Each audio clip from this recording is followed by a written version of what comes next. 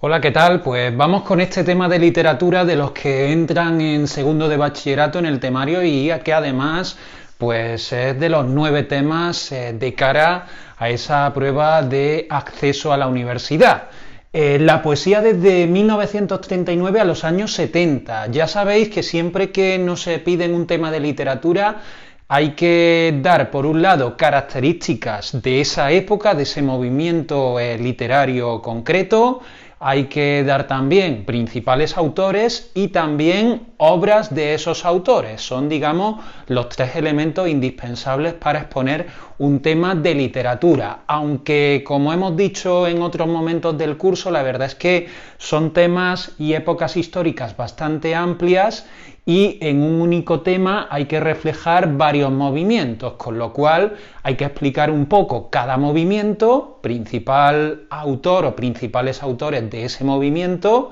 y alguna obra concreta. Pues bien, la poesía en esta época, en todos los años del franquismo, desde el 39 a los años 70, podemos dividirla en 3 épocas, por décadas. Empezamos por la década de los años 40, que a su vez va a tener 3 movimientos. Por un lado, la poesía arraigada, que es aquella que está pues conforme al régimen. Una vez que termina la guerra civil, habrá un grupo de intelectuales que estén conformes con el régimen de Franco,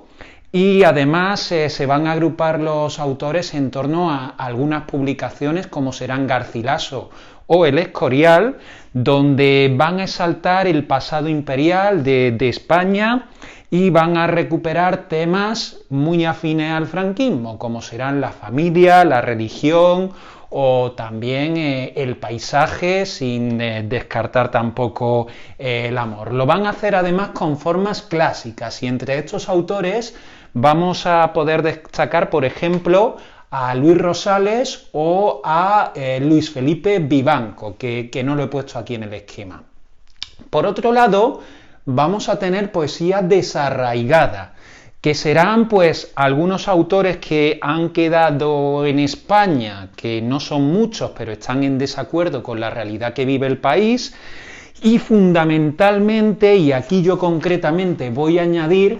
a los poetas del exilio, que en otras clasificaciones los encontraréis aparte, pero en esa poesía del exilio, que a consecuencia de la guerra civil y al ser de tendencia republicana o no conformes con el régimen, pues van a exiliarse fundamentalmente a Latinoamérica, aunque habrá otros en Francia, en Italia o incluso en Gran Bretaña. Pero en esta poesía desarraigada vamos a tener a los autores del grupo del 27, poesía en el exilio, como decimos,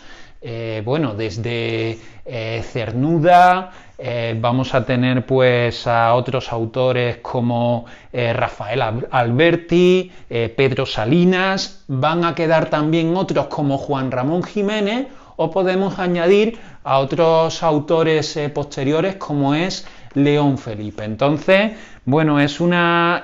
poesía cuyo tema primordial será el exilio en España, un poco la evocación de la guerra, la amargura de la derrota, la injusticia que creen que han sufrido, la añoranza por la tierra, y poco a poco también le van a ir incorporando otra serie de temas como el deseo por volver, el amor, el paso del tiempo, la muerte.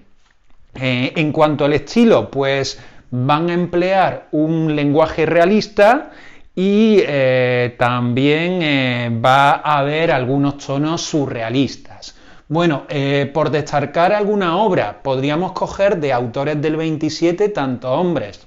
como mujeres, como por ejemplo de las Sin Sombrero, autoras como María Teresa León. También podríamos coger obras de Juan Ramón Jiménez, pero por destacar un autor nuevo como es León Felipe, nos podríamos quedar de esa década de los 40 con Español del Éxodo y del Llanto. Y bueno, vamos a tener por otro lado poetas que se quedan en España y que van a practicar una poesía vanguardista, como será Carlos Edmundo de Ory, y Pablo García Baena, que desde Córdoba, a partir de un grupo de poesía llamado Cántico, va a publicar también esta poesía de vanguardia que va a probar nuevas estéticas, y por destacar algún libro de esta época, de Pablo García Baena, Antiguo Muchacho. Bueno, eso en cuanto a la década de los 40, que ya vemos que es bastante amplia ya sola de por sí. Pasando a la década de los 50, ¿vale? Vamos a tener una poesía de tipo social, ¿vale? Se va a buscar una crítica a la realidad española de la época, con temas como la libertad, la injusticia, el testimonio crítico, y también vamos a ver una orientación hacia los desfavorecidos, ¿vale? En cuanto a autores que podemos destacar de esta época, la verdad es que es una época bastante fuerte también de la poesía española, ¿vale? Esta poesía social con autores como Blas de Otero, con libros como Pido la paz y la palabra. Me estoy refiriendo a libros de esta década de los 50 porque en su mayoría son autores que posteriormente van a seguir escribiendo también con obras de bastante interés, pero por centrarnos en esta década, también tendríamos a Gabriel Celaya, Cantos íberos, José Hierro, Cuanto sé de mí, o Gloria Fuertes, por incluir a una mujer, con el libro de poesía Todo asusta, porque ya sabéis que además Gloria Fuertes, aunque cultiva literatura para adultos, como es el caso de este libro, también tiene un núcleo muy importante de su obra que es de literatura infantil. Bueno, y en la década de los 60 tendríamos una renovación del lenguaje con algunos poetas que también van a tener importancia durante estos años, incluso en años posteriores, porque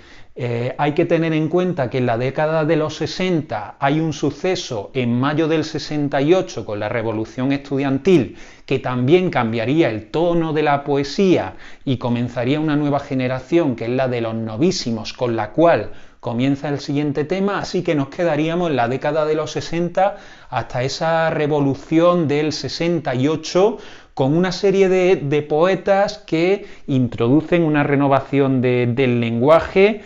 haciéndolo más elaborado y más retórico. Además se abandona en parte la poesía social, aunque no completamente,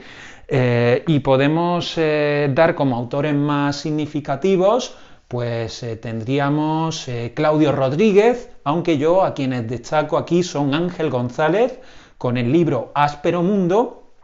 y a Jaime Gil de Viedma con En favor de Venus. Otros autores pues sería por ejemplo José Ángel Valente, también como destacado de esta década de los 60.